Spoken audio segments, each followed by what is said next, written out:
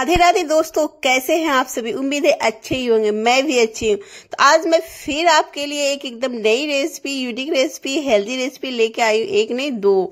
तो आज फिर मेरे यहाँ सहजन आई है। सहजन बहुत ही ताजे और मोटे मोटे आए हैं, तो मैं सोची चलो आज इसकी नई रेसिपी बनाती हूँ। तो आज मैं सहजन की एकदम चटपटी सी चटनी बनाऊंगी, जो आपने कभी खाई है कि नहीं कमेंट कीजिएगा। और ये एकदम खेतों से आई है, चुकंदर बीटरूट जिसे बोलते हैं आप लोग, मैं इसे चुकंदर हमारे यहाँ बोली जाती है। एकदम ताजे ताजे हैं, मिट्टी से निकल के आई है बहुत सारे। तो इसके भी मैं एक अच्छी सी रेसिपी बनाऊंगी जो कि बहुत ही स्वादिष्ट और हेल्दी लगेगी। और ये सारे के मैं कुछ न कुछ आपके साथ जरूर शेयर करूंगी, क्योंकि बहुत सारे लेके आए हैं। तो चलिए बनाने के लिए अमिता के किचन में आपका स्वागत है। रेसिपी अच्छी लगे तो सब्सक्राइब जरूर कीजिएगा, बेल का घंटा प्रेस जरूर करें, बिल्कुल फ्री है। तो यहाँ पे सहजन को मैंने देखिए कुछ इस तरह से टुकड़े में कट कर लिया है। तो यहाँ पे सहजन को हमें भुनना है। भुनना क्या है, यहाँ पे आग में भूनेंगे हम। तो कुछ इस तरह से कट कर लें, क्योंकि आग तो इतनी लंबी होती नहीं है। तो यहाँ पे आग में भुनना है। तो गैस पे एक जाली रखेंगे, अगर आपके पास जाली है तो रख लीजिए इस तरह से। अगर आप चूल्हे में खाना बनाते हैं तो आपके लिए बेस्ट ऑप्शन है इसे भुनना। तो इस तरह से हम आग के ऊपर, गैस की फ्लेम को ज्यादा हाई नहीं रखना है, मीडियम टू लो में इसे इस तरह से भुनना है। ज्यादा हाई में क्या करें, ये जल जाएगी। और इस चटनी को बनाने के लिए आपको एकदम मोटे मोटे वाले सहजन लेना है, मुनगा। अब यहाँ पे एकदम देसी वाले टमाटर लेंगे। ये टमाटर भी एकदम ताजे ताजे टूट के आए हुए हैं। तो सारी चीजें ताजे ताजे आज मेरे पास आई, तो मैं बोली कुछ अच्छी रेसिपी बना लूं। 2 हरी मिर्च ले रही हूँ और सूखे लाल मिर्च लिया है मैंने। अब यहाँ पे सारी चीजों को आपको भूनना है। लहसुन खाते हैं तो लहसुन भी डाल सकते हैं, प्याज को भी भून सकते हैं, या कच्चे प्याज का भी यूज कर सकते हैं। तो यहाँ पे थोड़ी ही देर में देखिएगा एकदम सहजन अच्छे से भुन जाती है, मुनगा मोरिंगा जो भी आप बोलते हैं। तो भुन जाने के बाद उसे हम निकाल लेंगे। और यहाँ पे देसी वाले टमाटर का ही यूज कीजिएगा जितना हो सके, क्योंकि देसी वाले टमाटर से ही देसी रेसिपी में स्वाद आती है। तो सारी चीजों को भुनने के बाद हम इसे निकाल लेंगे और थोड़ा सा ठंडा कर लेंगे। ठंडा करने के बाद देखिए अब इसे हम मिर्ची को यहाँ पे ले लेंगे। सूखी वाली मिर्ची और हरी वाली मिर्ची दोनों ही मिर्ची का यूज किया है। तीखा जितना खाते हैं उतना लीजिएगा। मैंने यहाँ पे 3 ली है, ज्यादा तीखी नहीं है ये। तो इसे चॉपर में हम डाल देंगे। और यहाँ पे सहजन को देखिए कुछ इस तरह से आपको इसके गुद्दे को और इसके पल्प को आपको निकालना है, जो कि बहुत ही अच्छी पक गई है। तो पल्प के जैसा हो गया पक के। तो इस तरह से निकाल लीजिए यहाँ, जो कि बहुत ही ये टेस्टी और मजेदार लगने वाली चटनी है। एक बार बना के देखिएगा, बहुत ही मजेदार लगती है। और सहजन के फायदे तो बताने की जरूरत नहीं, तो सभी को पता है कि सहजन के कितने फायदे हैं।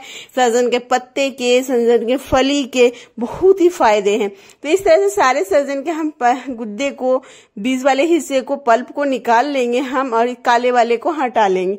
अब टमाटर को भी हम छील लेंगे। छील के ऊपर काले काले जो है इस तरह से छील लीजिए सारे ही टमाटर को। अब यहाँ पे लहसुन अगर आप लिए हैं तो आग में भून लीजिएगा और उसे भी चॉपर में डालिएगा। और प्याज अगर भुने हैं तो ठीक है, नहीं प्याज तो प्याज चॉप करके भी डाल सकते हैं आप इसमें। अब सारी चीजों को हम चॉपर में डाल देंगे यहाँ पे। अगर आपके पास चॉपर नहीं है तो हाथों से भी इसे अच्छे से, या किसी कलछी से भी इस तरह से मैश कर सकते हैं आप। अब यहाँ पे डालेंगे हम थोड़ा सा हरा धनिया। थोड़ा सा नहीं, मतलब ज्यादा ही क्वांटिटी में डालना है। स्वाद के अनुसार नमक डाल लीजिए। और कोई भी चीज ज्यादा डालने की जरूरत नहीं है, बस बेसिक चीजों में ही बहुत ही स्वादिष्ट लगती है।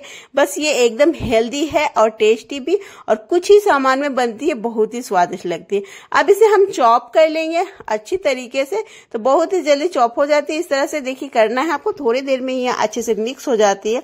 ये चटनी आप चावल के साथ, रोटी के साथ, किसी के साथ भी आप खा सकते हैं। क्योंकि अभी क्या है, गर्मी का मौसम है, ज्यादा सब्जियां अच्छी लगती नहीं है, मार्केट में ज्यादा सब्जियां मिलती भी नहीं है। तो इसे मैंने निकाल लिया। देखिए कितनी अच्छी चटनी बन गई है। अब इसमें 1 चम्मच सरसों का तेल लेंगे। सरसों का तेल का स्वाद 100 गुना बढ़ जाएगा। तो सरसों का तेल को जरूर डालिएगा, बहुत ही स्वादिष्ट लगेगी। अब ये हमारी चटनी बनके तैयार हो गई है। अब ये हमारा चलते हैं बीटरूट के पराठे बनाने के लिए। तो पराठे एकदम अलग ही तरीके के रहेगी हमारी, देखिएगा आप। तो यहाँ पे पराठे बनाने के लिए सबसे पहले हम यहाँ पे चुकंदर बीटरूट को हम निकाल लेंगे। और ये बहुत ही ताजे एकदम मिट्टी से अभी आई हुई है। देखिए कुछ इस तरह से तो इसे एक छोटा सा पीस लेंगे, क्योंकि मैं थोड़ा सा ही क्वांटिटी बना रही हूँ, बहुत सारी चीजें बनेगी, जितनी है उतनी तो बनाऊंगी। तो ताजे ताजे तो पहले इसके पराठे बना लेते हैं। तो एक बीटरूट जितना क्वांटिटी में आप बनाना चाहते हैं उस हिसाब से ले लीजिएगा। उससे पहले मिट्टी को अच्छे से धो लेना है आपको, क्योंकि काफी ज्यादा मिट्टी होती है, क्योंकि ये मिट्टी के अंदर जमती है। चुकंदर, बीटरूट आलू की तरह ही अंदर जमती है, तो इसे धो लीजिए। अब इसके छिलके को ऊपर से हटा लेंगे और इसे चॉप कर लेंगे, क्योंकि इसे हमें पीसना है मिक्सी जार में। तो छोटे छोटे पीसेस में इसे चॉप कर लीजिए। देखिए कुछ इस तरह से। अब यहाँ पे हरी मिर्च और थोड़ा सा अदरक ली हूँ, एक हरी मिर्च और थोड़ा सा अदरक। अब सारी चीजों को मिक्सी जार में हम डालेंगे। थोड़ा सा पानी डाल के, जितना कम हो सके उतना पानी का यूज करना है आपको, और जितना बारीक हो सके उतना बारीक आपको पीसना है इसे। तो यहाँ पे पीस के तैयार है। देखिए कुछ इस तरह से। अब इसे हमें छानना वगैरह कुछ भी नहीं है, मैं पूरा ही यहाँ पे चुकंदर का, बीटरूट का यूज करूंगी पराठे में, और पराठे बनेंगे एकदम फूले फूले। कोई भी यहाँ फटेंगे नहीं, कोई भी पिचके नहीं बनेंगे। तो अगर मोटे चम्मच रह गए हैं बाई चांस तो उसे निकाल लीजिए। स्वाद के अनुसार यहाँ पे नमक डाल लीजिए। अब यहाँ पे डालेंगे हम गेहूं का आटा। तो जितना आटा इसमें एब्जॉर्ब हो रही है, जितना आटा लगेगी उतना डाल के हमें से, जिस तरह के रोटी के आटे लगाते हैं सेम उसी तरीके का आटा हमें गूंथ लेना है।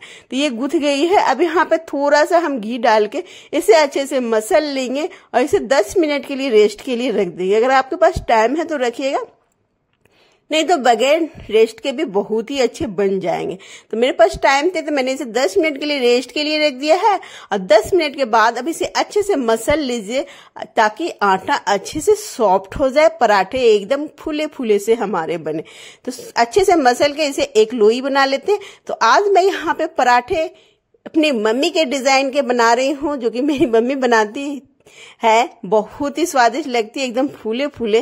तो यहाँ पे बड़ी सी रोटी बेलेंगे, उसमें घी लगाएंगे और यहाँ पे हम बनाएंगे 6 कोने के पराठे। तो किन किन घरों में 6 कोने के पराठे बनते हैं प्लीज कमेंट जरूर कीजिएगा। मेरे यहाँ बनते हैं, पर ये पराठे थोड़ा सी मोटी होती है। तो देखिए इस तरह से मोड़ते जाना है आपको, जिस तरह से मैं दिखा रही हूँ। तो इस तरह से हमें 6 कोने बनाने हैं इसके। देखिए 1 2 3 4 6 कोने हैं ना। अब इसे हमें बेलना है, तो कोने को मेंटेन करते हुए हमें इसे बेलना है। देखिए कोने को बंद नहीं करना है, कोने को मेंटेन करते हुए इसे बेलना है। देख लीजिए इस तरह, जिस तरह से मैं बेल रही हूँ इसी तरह से आपको सूखे आटा थोड़ा सा डस्ट करेंगे। अगर चिपकने लगे तो थोड़ा सा सूखे आटा डस्ट करके और इस तरह से 6 कोने आपको तैयार करना है। ये देखिए बहुत ही अच्छे सुंदर से पराठे बनके तैयार है, मतलब बिल के तैयार है। 1 2 3 4 5 6 कोने तैयार हो गए। तो 6 कोने के पराठे, थोड़ी सी मोटी होती है पर बहुत ही अच्छी बनती है। अब इसे हम तवे में रखेंगे, थोड़ा सा सिक जाने के बाद इसे पलट लेंगे। अब इसे घी, बटर, ऑयल किसी से के सेक सकते हैं। मैं यहाँ पे घी के साथ सेक रही हूँ, क्योंकि हेल्दी खाना बना रही हूँ। अब इस पराठे में थोड़ा सा घी की मात्रा ज्यादा लगती है, तो क्योंकि ये पराठे थोड़ी सी मोटे होते हैं, तो इसे हम थोड़ा सा ज्यादा घी देके अच्छे से सेकेंगे और अच्छे, मतलब कि अच्छे फूले फूले से बनके तैयार हो जाएगी। ये देखिए काफी अच्छे फूले हुए एकदम पराठे बनके तैयार है। इसी तरह से सारे पराठे इसी विधि से आप बना सकते हैं, जो कि बहुत इजी और हेल्दी पराठे है। तो ये पराठे बनके तैयार हो गई, और ये चटनी के साथ तो कॉम्बिनेशन मस्त है। एक बार बना के देखिएगा, एकदम खाने में इतना अच्छा लगेगा कि आप बार बार बनाना चाहेंगे। नाश्ते में भी बना सकते हैं, लंच में भी बना सकते हैं, और ये पराठे आप लंच बॉक्स में भी दे सकते हैं। तो देखिए एक पराठे को मैं खोल के दिखा रही हूँ, एकदम फूले फूले बने, अंदर तक एकदम पूरी तरह से पक गई है, सिक गई है। पूरा चुकंदर डालने के बाद भी ये अच्छी फूली फूली बनी हुई है। तो इस तरह से आप बना के देखिएगा, बहुत ही स्वादिष्ट लजीज लगती है, और फायदे तो बहुत ही सारे हैं इस नाश्ते में। तो नाश्ते में बना सकते हैं, हर लंच में। मेरी रेसिपी कैसी लगी, like, share, comment, subscribe, bell का घंटा प्रेस जरूर कीजिएगा। अच्छी लगी तो भी और बुरी लगी तो भी। Thank you watching my video. Bye bye, take care. मिलती हूँ मैं नई रेसिपी के साथ। See you.